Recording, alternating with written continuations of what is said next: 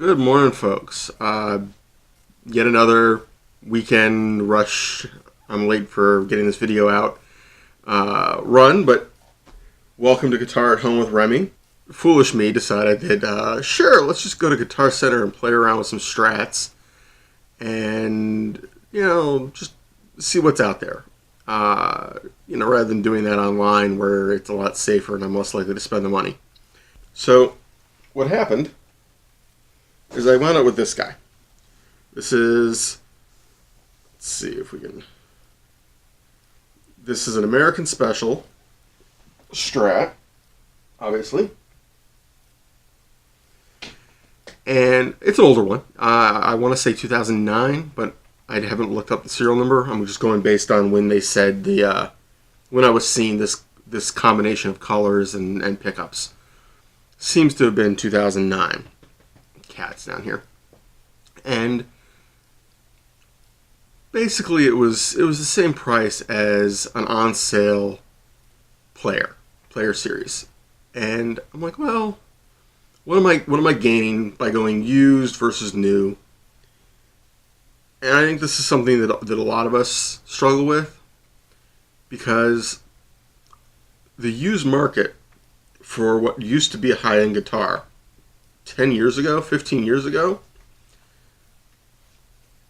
those are standard guitars now. I mean, they aren't, what used to cost $1,500 is $700 now. The Made in Mexico Strat today, a brand new one, awful similar. I mean, when you put them next to each other, you're like, yeah, what'd they change? What's different here? Neck profile is the same. Neck feel is mostly the same. Well, the differences were, as always, in the details. The Mexican Strat was very nice. Honestly, I think it was probably equally high build quality. What they did is they roll off some of the details. And I'm not sure about these in terms of where they're actually assembled. I know that on some of the models, the parts are the American parts for the most part, and then shipped to Mexico for assembly and finishing, and some of the hardware is the same as the Mexican Strats.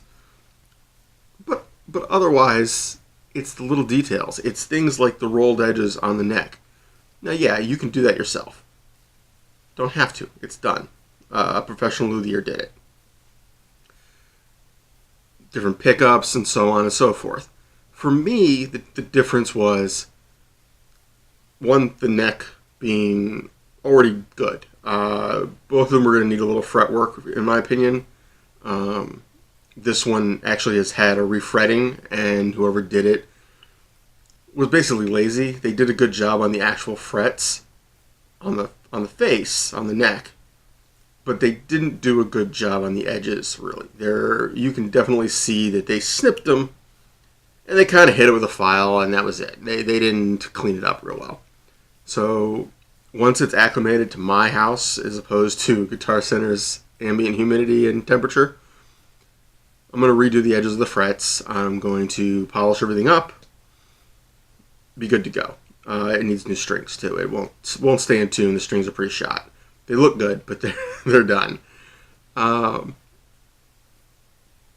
So what does that have to do with this channel? Well, it's the decision making. It's what are you trading between the two models? And I think the key is you have to figure out what matters to you. Make a priority list of, I care about these features. These features are nice, but they're not that critical, and these are unimportant. So, for example, I don't expect to leave these pickups in. I might, but long term, I expect that pick guard and the pickups, at the very least, if not the whole electronics, are going to go. With this one, they were less likely to go, and if I had gone down to a lower end, like a mid or upper range Squire, I know that's a bit of an oxymoron, but we're talking like vintage modified or classic vibe or something like that, as opposed to a bullet. those electronics, I mean, I'd be online right now ordering something and putting it in. So my trade-off was these are a little better than the Mexican. Now that's subjective. I like these. I went back and forth between the two, probably an hour of playing, and I don't know. They were a little hotter without being without sounding hotter. There was just more output, but it didn't change anything. So that was nice. I'm coming from humbuckers, so it's kind of nice not having it have the volume when I switch guitars. The rollers were nice. That was something that I was already looking at and probably would have been buying. The neck being rolled on the edges, and the overall, I couldn't pin it down. I couldn't say this is why, but the neck was a little better. It seemed like it was a little smoother, a little sleeker. I don't know. When I handled the two, this neck felt better, and I'm not talking about how it fit my hand. I ended up saying, you know what, it's the same money, and this, at least most of it was made in the U.S., even if the final assembly wasn't. I'm not sure about that. Maybe one of you Fender experts can chime in. But it says made in the U.S. And I like the color. I'm a red guy for stuff, and the red and white was really nice. The feel of the neck, the rollers, the tuners are probably going anyway. I'm probably putting locking tuners, so that was kind of it didn't matter. They had the same tuners. And just overall, I didn't see any reason not to get this one. There wasn't anything about it that said, hey, I'm used and beat. It was, hey, I'm used and in really good shape. Love me some more. You know, I've had my time with somebody else, and now it's your turn. So I went for it. And that leads to part two. Part two is something that I think a lot of us struggle with, a lot of us fight with. There's a lot of technology out there now that is designed to fight this problem. And I think part of the problem is that we don't understand why it happens. And what I'm talking about is really obnoxious 60 cycle hum on single coils. And you get it even with humbuckers if you're in the wrong situation. It's low enough that you don't really care. And turns out compact fluorescent light bulbs are the devil. And well, I've got a strip of them above my, basically they're bright at about half the light for this video. And they are the main source of light in this room. And there's also one in my bedroom, right next to the bed, in a lamp. When you turn them off, it gets better. It's not 100%. I mean, you still got some 60 cycle hum. Computers are still a factor. But then I came over here, and this morning I was messing around. I haven't moved into the bedroom yet. I've got my micro dark into the Bulgaria cabinet with my ethereal, and I honestly expected it to be loud. I expected the hum to be loud. I'm not that much further from the lights, but I'm far enough. Basically, you don't have to go very far. Once it starts to drop off, it drops off fast. And the computers are now 15 feet away instead of 3. Big difference.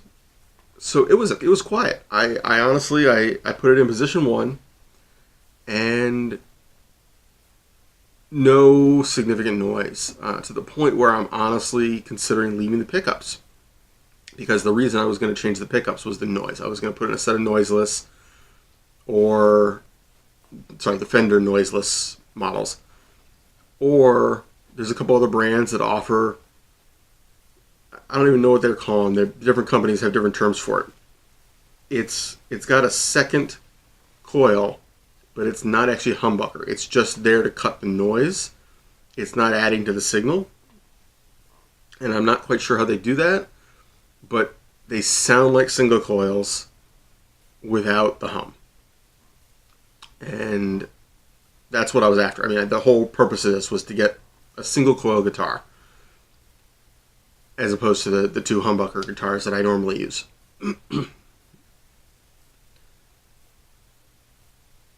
If I don't have to change those out, I'm pretty happy with these. These are whatever they originally came in the American specials. Texas overwound pickups. I don't think of the what they're calling the Tex-Mex or whatever now. But they're a pretty good sound. I like it. I don't need to spend the money. I don't need to spend the time and effort. I can leave it as is. I like the way the guitar looks. The key is getting away from those lights and getting away from the computers. Which leads to the last item. If you've got that hum and it's just enough to be annoying, and you're not near your Wi-Fi or a bunch of computers, the G10 wireless relay from line 6, something in that system gets rid of a lot of it. I don't know if it's the fact that there's no wire acting as basically an antenna or what, but it drastically cuts that noise. And I have definitely enjoyed the benefits of that. Anyway, I'm going to have to edit a lot.